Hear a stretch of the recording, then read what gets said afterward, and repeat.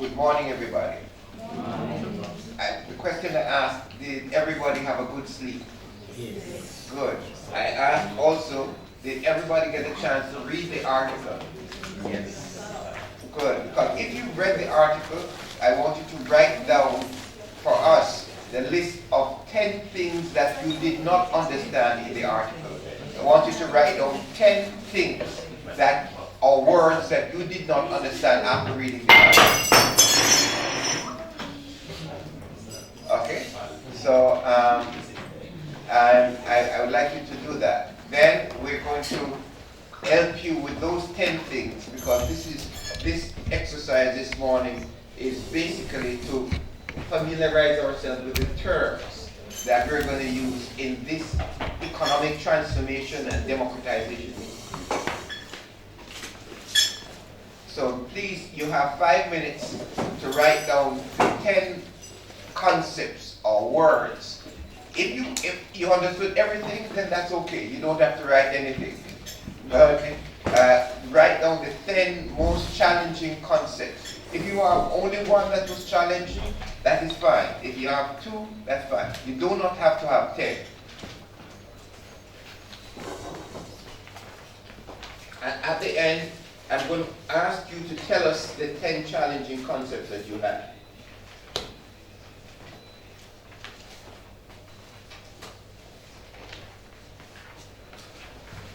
Okay. Now, are you ready, sir? Yes. Just to connect your microphone. Huh? I just want to connect the microphone.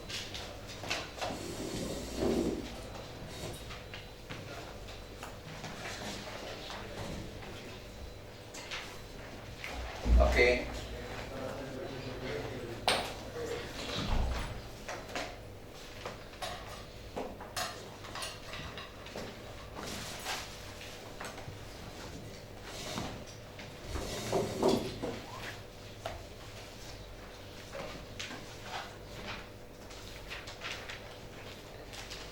Okay.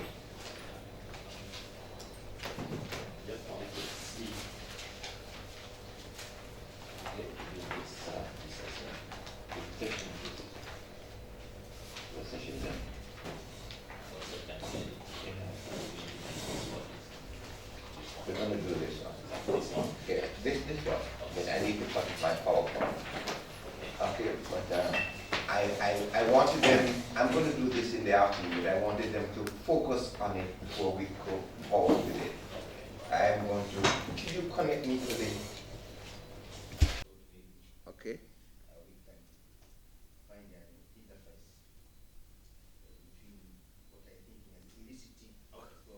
Okay. So we have 5 concepts that are challenging. Who else? Yes, go ahead. Oui.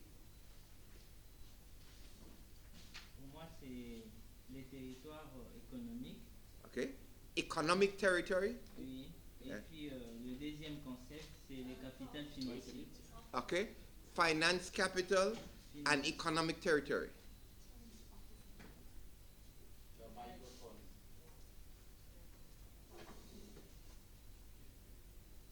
Okay. Who else?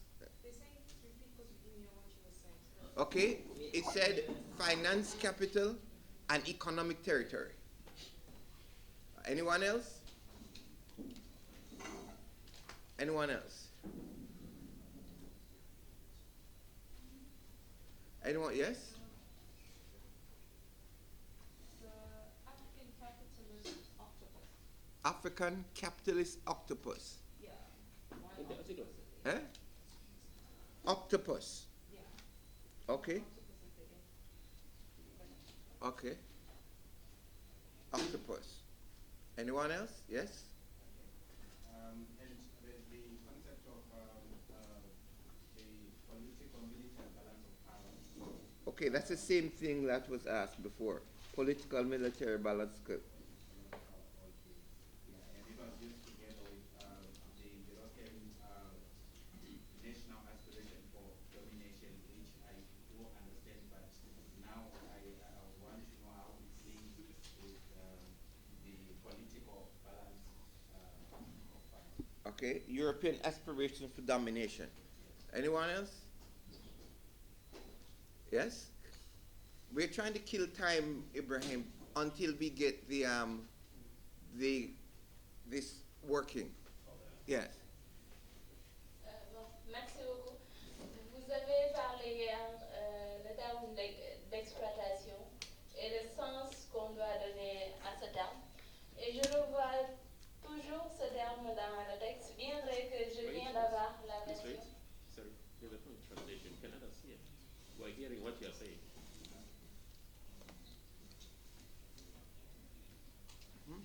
Sorry for that. Ok, je disais que je revois le terme exploitation dans le texte, bien vrai que je viens d'avoir la traduction française du texte, mais j'aimerais avoir des explications là-dessus. Vous avez tantôt souligné hier qu'il fallait se méfier de ce terme d'exploitation et de son contenu, donc j'aimerais avoir des explications là-dessus. Merci. I'm sorry, could you repeat? Could you repeat? Yes.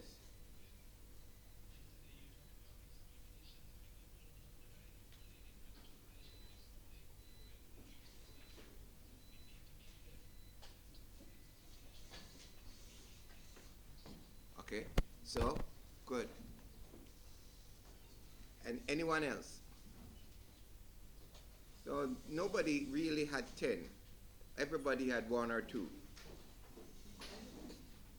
Everybody else understood. Christian Dan.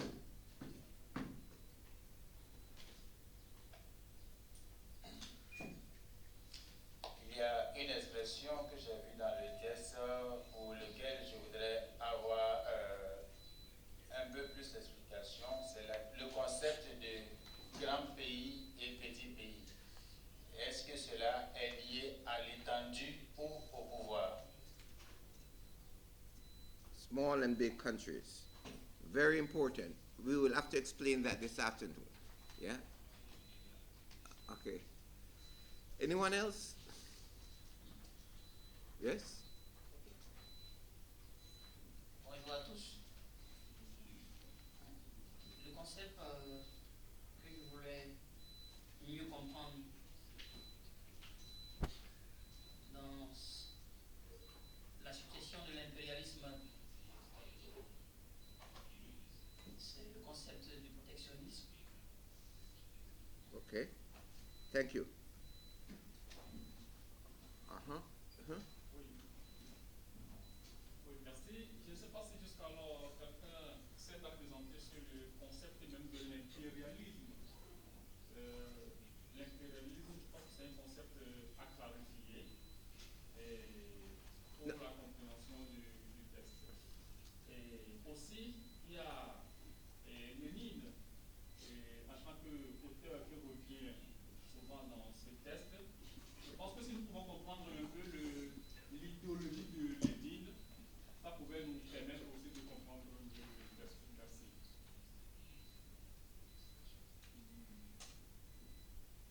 Okay. Are we making any progress here? Huh? Okay. Well, we can answer that one. The starting point for understanding what is going on in Africa. Yeah. The starting point for understanding what's going on in Africa is to understand the relationship between Africa and imperialism.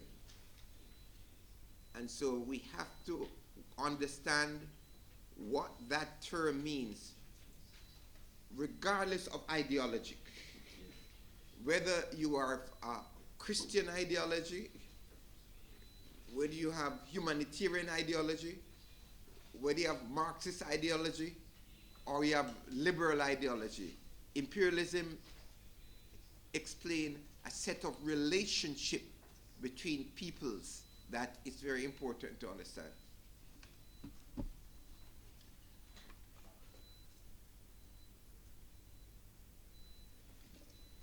Prof, I think another term maybe we need to have is finance capital. Finance capital. I don't think it's in the list. Yeah, okay. I think it's in finance given what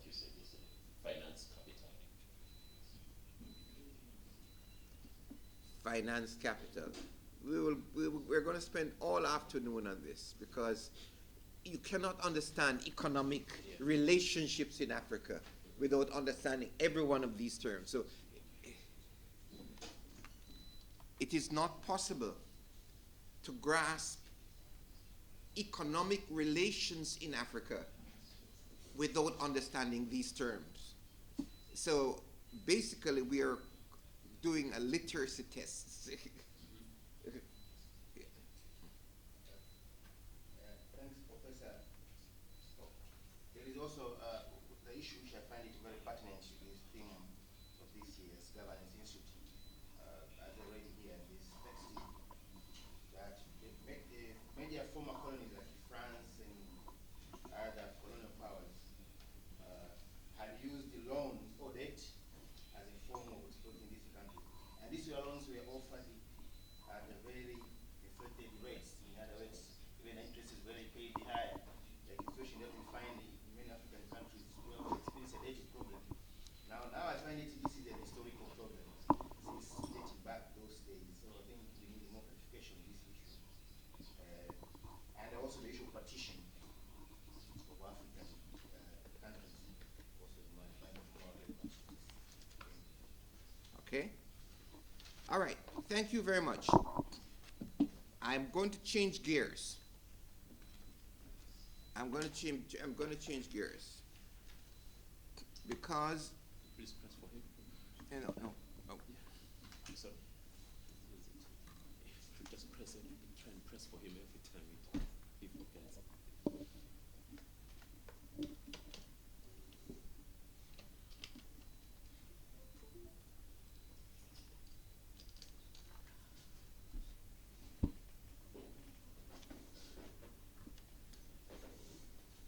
Okay. I have another term which I want us to study this morning. And the term that we want to study this morning is a term that is called Africa. I think we want to have clarification on what we mean by Africa in this institute. So this morning,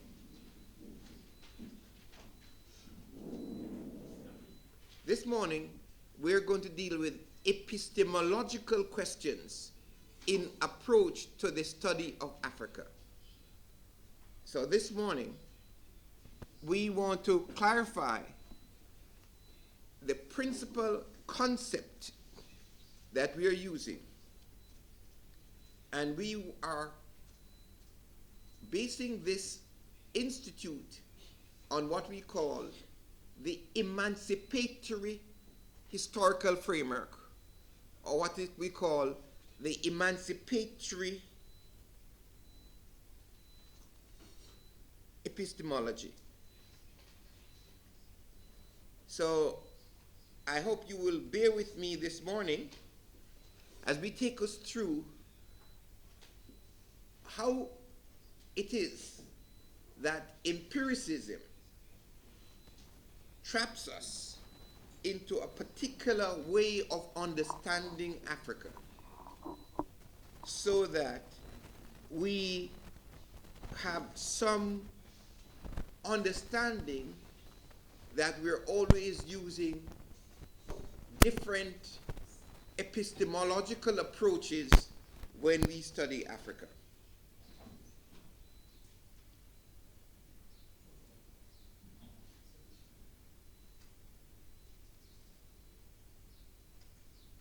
Okay? So we are going to take you through a number of concepts. The first one we're going to take you through is what we call ontology. Then we will talk to you about, or you will tell us what you understand by epistemology. Then you will tell us what you understand by positivism, Marxism, feminisms, and you notice I'll use the plural, constructivism, democratic epistemology, or what we call an emancipatory outlook. This institute is premised on an emancipatory outlook. That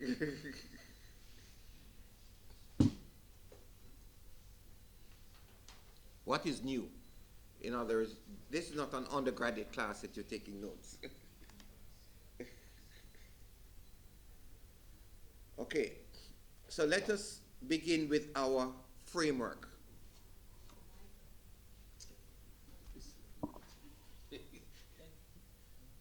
Oh, somebody plug this out. Something must have touched. Someone plug this out. Yeah, it touched.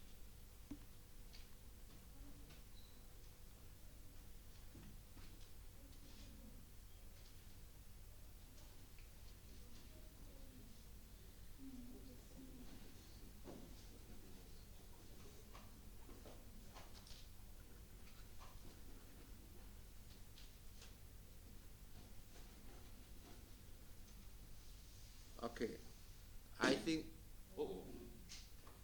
let us continue. Please, let us continue. I'm going to start by explaining what we mean by an emancipatory framework. An emancipatory framework means that we deal with emancipated ideas. And for African peoples, especially Pan-African peoples, we've had to refine the meaning of emancipation at every stage of our being as human beings. So it presupposes that we are beings, and that's what ontology is about. Ontology is about the process of being. So the ontological process of being a human being is very central to our constitution as a person and ultimately as Africans. So we start from the position that this one you can understand in French or English. If you want me to say it in French, I will say it in French. We start from the position of humans.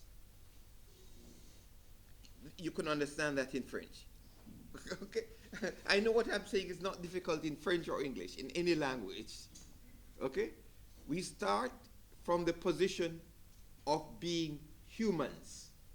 So the basic premise of this institute is that Africans are human beings.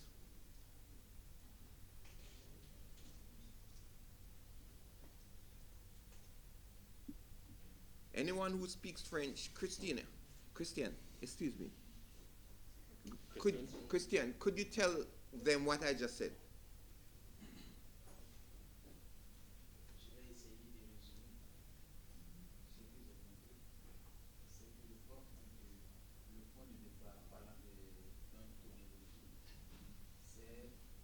With human beings, not donkeys, not beasts of burdens, not oxen, not pygmies, or what you call lower races. We're not dealing with hierarchy of human beings. Translate for me.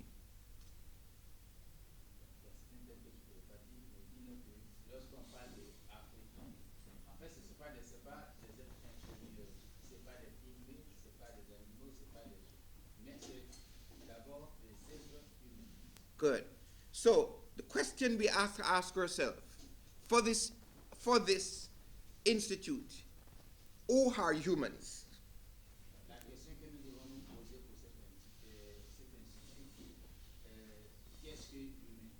Good. Humans are distinguished from animals.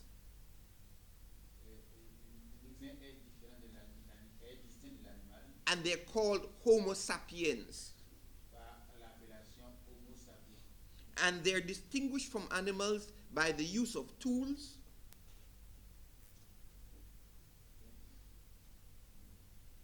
by the use of tools. Tools. Instruments. Parce qu'ils peuvent utiliser des instruments. Good. Okay, let me call one of the interpreters to come in. No. We don't need the interpreter here. Okay. We are going to be just fine. When the lectures, we are Africans who are self-reliant. Whatever situation, we are going to go through it. When the thing gets better, we will be with them. That's it. Okay. So you just this will not stop us. Okay? All right. Because what I'm saying is clear in English, Spanish, French, Kiswahili, in all languages, that Africans are basically human beings. That's the fundamental starting point of this institute that we're dealing with. And we're trying to distinguish how we came to be human beings. Donc, nous sommes appelés à être des êtres humains. Good. So we have speech, Nous parlons, we have use of tools. nous utilisons les instruments. Good. So human beings created complex social structures. Donc, les êtres humains créent des structures complexes, une structure sociale complexe, Which were called social groups. qu'on appelle groupes sociaux. We call them families. On les appelle familles. We call them nations.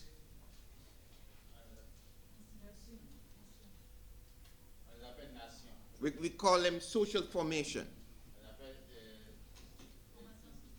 sociales. Formation sociale. The most important contribution Africans has made to humanity.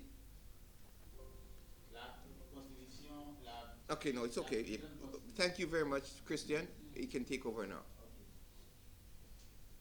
The most important contribution that Africans have made to humanity has been the humanization of the planet Earth.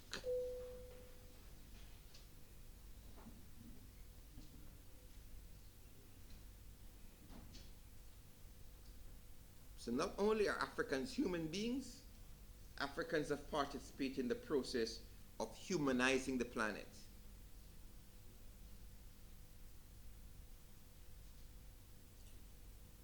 So our position on Africa comes from two basic premises. Africans are human beings who are respected with dignity. Dignity in all aspects of personal esteem.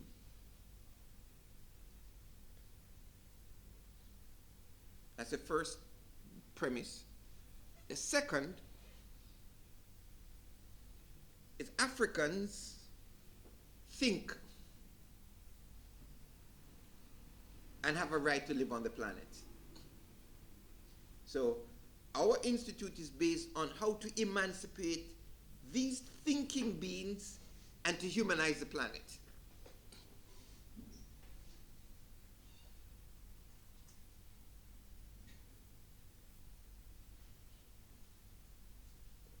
Who are our theoreticians for this emancipatory framework?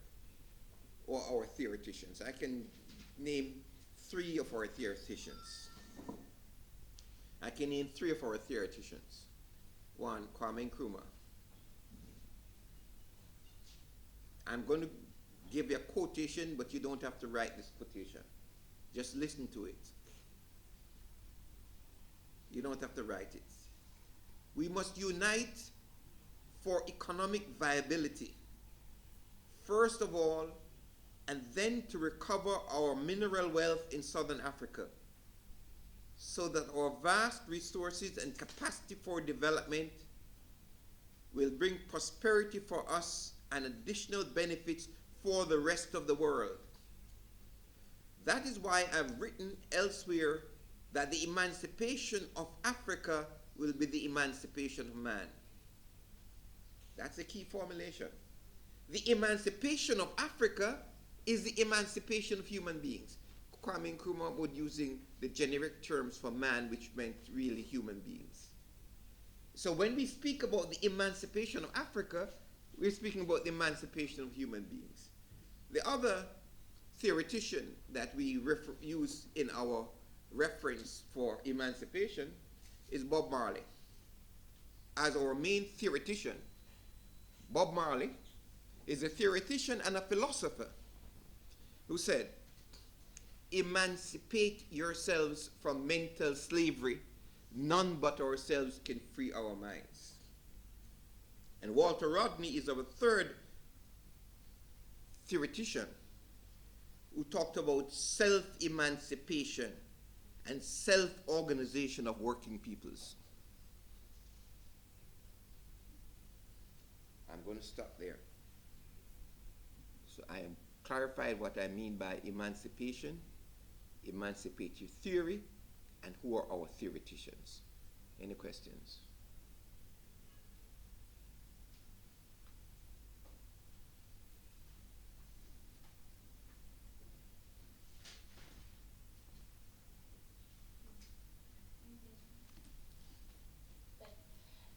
J'ai pas compris quand vous dites la principale contribution des Africains dans l'humanisation du monde. Et, voilà. Et que les Africains ont participé à l'humanisation du monde. That's the most fundamental contribution. The most fundamental contribution, Africans created this species that is now called human beings. That is the most fundamental contribution.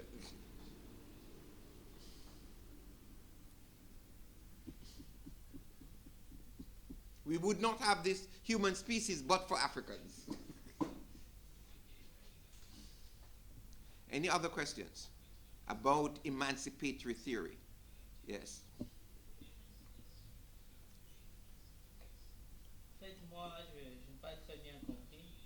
Lorsque vous avez dit que l'émancipation de l'Afrique constitue l'émancipation de l'être humain, Yeah. Comment rattacher l'émancipation de l'Afrique à l'humain tout entier? Good. In other words, the question is asking, what does Kwame Nkrumah mean? His question is asking, what does Kwame Nkrumah mean by saying that emancipation of Africa is the emancipation of human beings? That's what this institute is about. We're going to teach you why it is so fundamental that humanity cannot be free until Africa is free. It is like the dialectic of the master and the slave. The master is enslaved by the idea of slavery. If you can, I'm going to use this space. What about?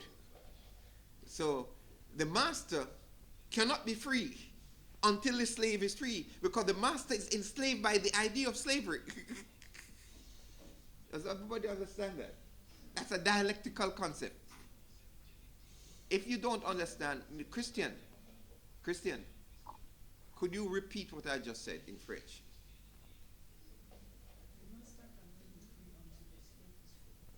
Le professeur dit que le maître ne peut jamais être libre tant que l'esclave n'est pas libre. Parce que le maître tient l'esclave par la domination.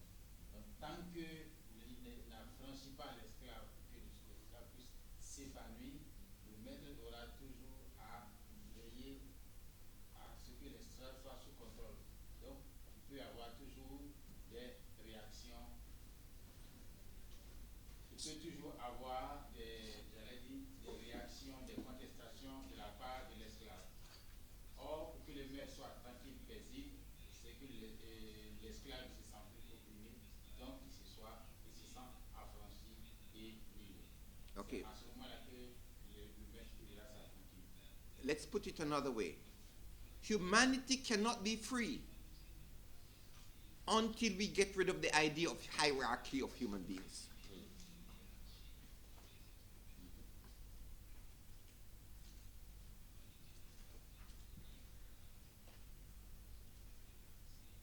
Any other questions about our epistemological approach to Africa and Africans? We want to spell out our approach clearly. that we are human beings.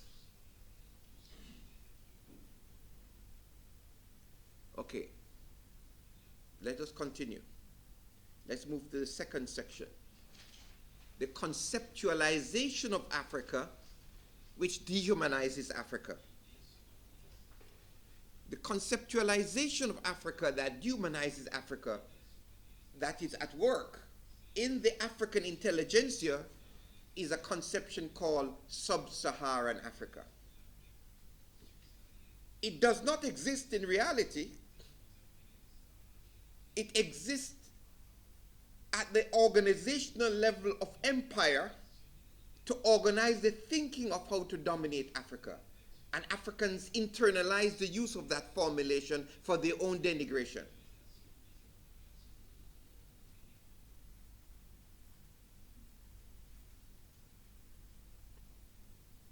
The United States State Department has a designation called Sub-Saharan Africa.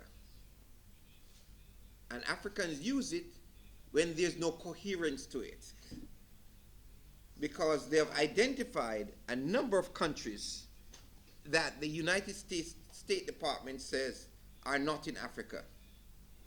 These countries are Morocco, Western Sahara, Algeria, Tunisia, Libya, Egypt.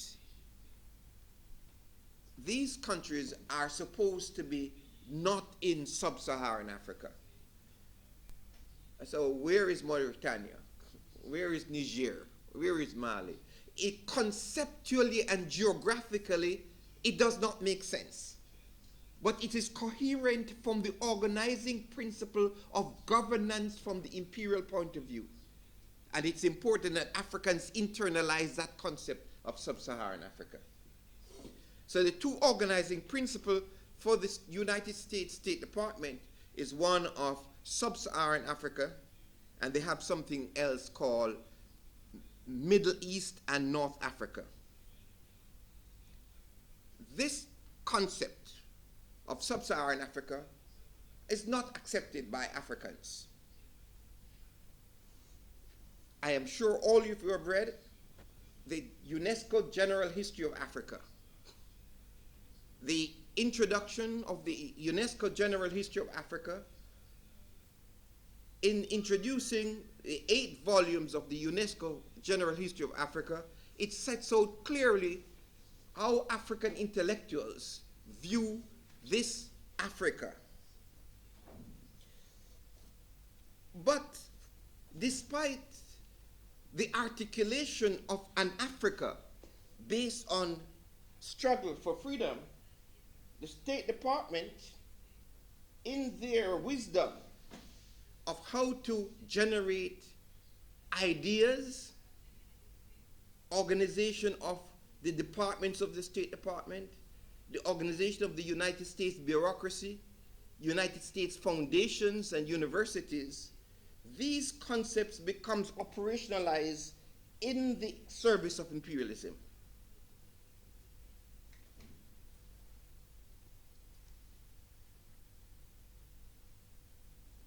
The European Union,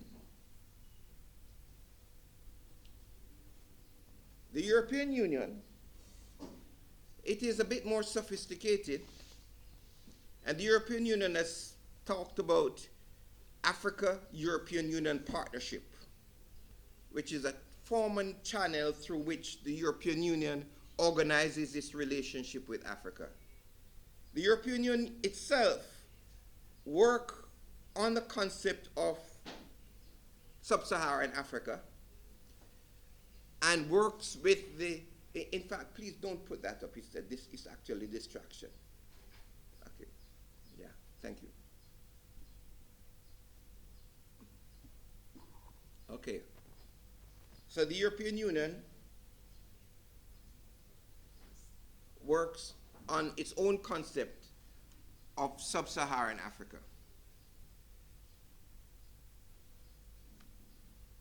As Africans, we start from the position, not only are we Africans and we define ourselves as such, we define ourselves as human beings, we operationalize it at the level of conceptualizing the organization of society.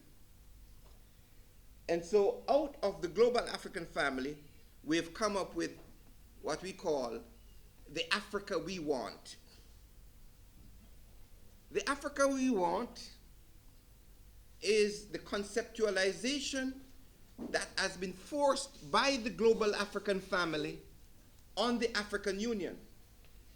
This position that was forced on the African Union came out in Agenda 2063.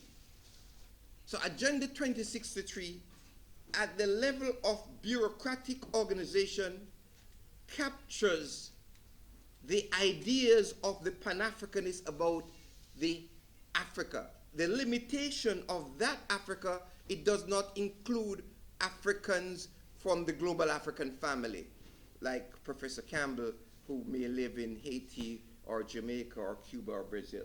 But we will fix that, just as how we fix getting to Agenda 2063. So I'm sure you all know the 7 components of the Africa we want. A prosperous Africa based on inclusive growth and sustainable development. You don't have to write this because you should all know this as African scholars. Every one of you should know Agenda 2063 and the 7 components of Africa we want. An integrated continent, united based on the ideals of Pan-Africanism.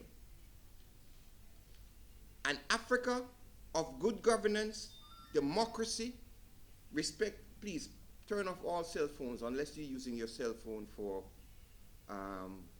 making notes. You don't want to have any cell phone on unless you're using cell phone for notes. An Africa of good governance, democracy, respect for human rights, justice, and the rule of law. Number 4, a peaceful and secure Africa. You don't have to write that. Every one of you know, you're PhD students. You know Agenda 2063. An Africa with a strong cultural identity, common heritage, values, and ethics. An Africa where development is people-driven, unleashing the potential of its women and youth. An Africa strong, united, and influential global power and partner. In fact, we say that when we achieve this goal, there will be no place on the planet Earth that will be as powerful as Africa. Because by then the demographic dividend will have chipped in and there's no one that will be able to channel Africa. So the concept of Africa we're using in this institute is embedded at the bureaucratic level in the African Union, which comes out of the long struggle from the African intellectuals, which is spelled out in the UNESCO General History of Africa, and we do not entertain an idea of the sub-Saharan Africa. The idea of sub-Saharan Africa is the idea of the denigration of Africa, the division of Africa, and trying to reinforce idea of black and uncivilized Africa. Ontologically, it denies what we are as Africans. So ontologically, what do we mean by ontology? You can write this one. Ontology is the starting point of all research, after which one's epistemological and methodological position follow. I will repeat. Ontology is the starting point of all research. Michael, you were telling me last night that you studied philosophy. So that is the basic starting point of philosophy. You cannot have an ontological starting point unless you're a human being. So if you're in sub-Saharan Africa, you cannot have an ontological starting point because you're a subhuman being.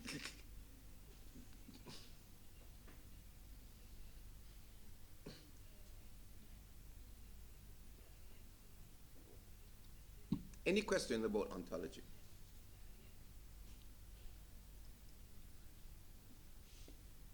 Any questions? Young Michael. Yes, maybe to go back to maybe the issue of the epistemology, especially on the concept we are talking about sub-Saharan Africa. It doesn't exist. It's a State Department, Western Europe. It doesn't exist. So we're banishing it. Yeah. So the reason maybe I want to ask you is why, and maybe the implications that the African scholars must have seen that this dismembering of some African countries from the real Africa, what are the implications that is making us and should make us refuse the concept? Good. Well, formal African scholars in universities and institutions are linked to universities in North America and Europe. They're linked to foundations. They're linked to the infrastructure of the US State Department, which generates ideas about Africans. And there are a number of words that are used: sub-Saharan Africa, failed states, poverty, good governance. All of these concepts are unleashed from the infrastructure of imperialism. So for you to advance within Western European intellectual hierarchy, you have to use that concept. Or else they will fail you in your PhD if you go to Harvard or Princeton. Because you want to go to the highest pinnacle of Western knowledge.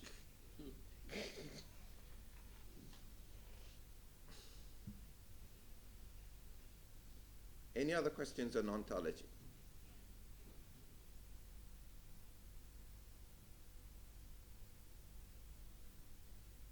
Yes? Go ahead. Yes. Ontology is a starting point of all research, after which one's epistemological and methodological positions flow.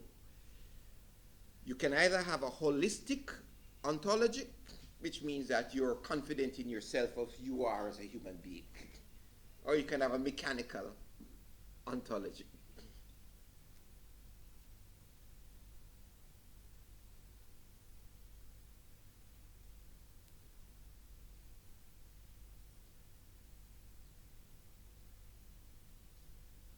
The enslavement process was one which dehumanized Africa.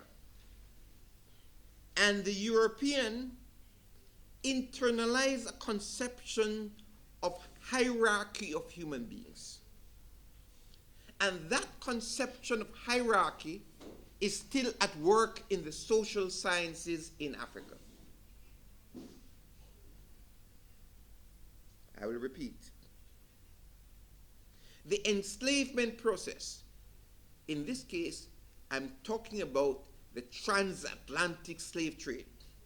I will distinguish this from the trans-Sahara slave trade, because the trans-Sahara slave trade had differences, but it had no internal contradiction, because a person who was enslaved in the trans-Sahara slave trade, that person was not a slave in generational terms. They could become soldiers, leaders. But a person who was enslaved in the transatlantic slave trade, it was stamped in their skin.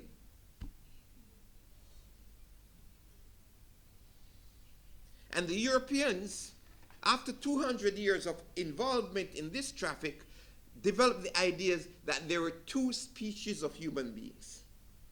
Not one species. There was the superior human beings, and there were those human beings that are called lower races. So the State Department is starting from the position of dealing with the lower races.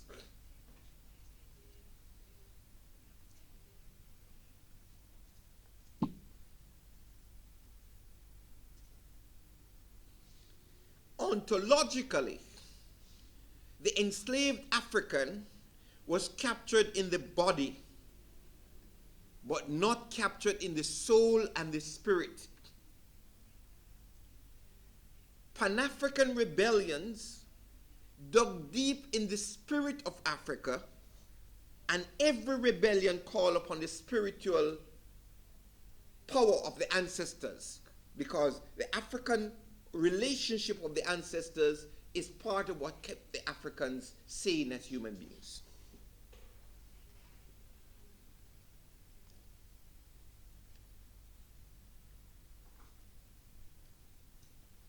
So the ontological claim that was made by the enslaved is that claim that has defined Africa.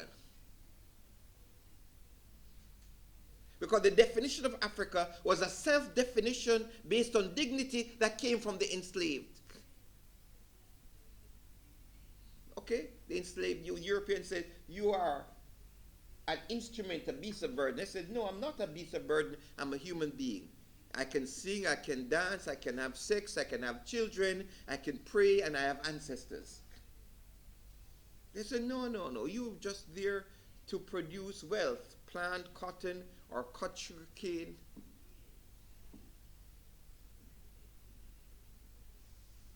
Ontological claims are claims that are made about the nature of social reality, claims about what exists, what it looks like, what units make it up, and how these units interact with each other. In short, ontological assumptions are concerned with what we believe constitutes social reality. So if the State Department believes that there's no such thing as Africa, yes, well, but the State Department and the Pentagon disagree, because the Pentagon has Africa and the Africa Command, which excludes Egypt. So there's confusion at their levels, at geography, politically, militarily, but we internalize the confusion.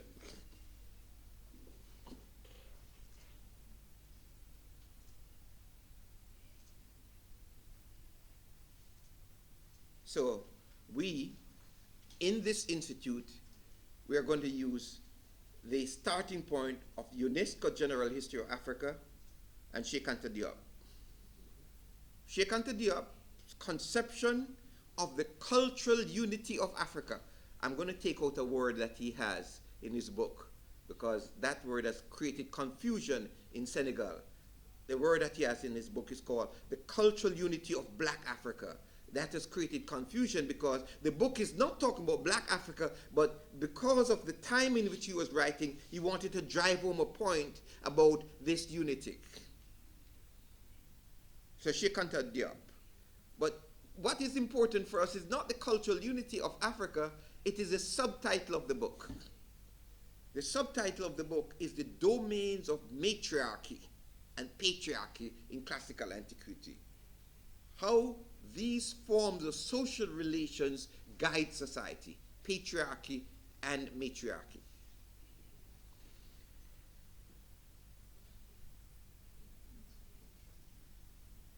The domains of matriarchy and patriarchy.